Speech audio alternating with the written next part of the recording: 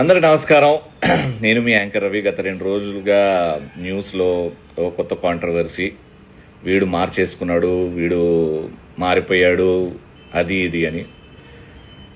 Chhatrapati Shivaji మహారాజ్ని follow అయ్యేవాడిని, Hanuman Chalisa చదివేవాడిని, పొద్దున్న లేస్తే రాత్రి వరకు మనసులో ఓం నమ శివాయ అనుకునేవాడిని. అఫ్కోర్స్ భారతీయుడిని, హిందూని. సో నాకు కూడా అంతే, నా మతం అంటే అంతే ఇష్టం.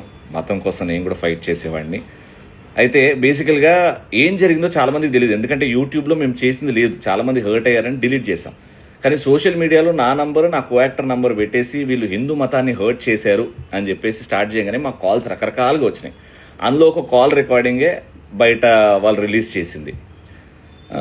బేసికల్గా నందీశ్వరుని స్టేజ్ మీద పెట్టుకో, సూపర్ సీరియల్ ఛాంపియన్షిప్ జీ తెలుగులో నందీశ్వరుని స్టేజ్ మీద పెట్టి మేము నిష్టగా చెప్పులు విప్పేసి చేసిన స్పూఫ్ అది.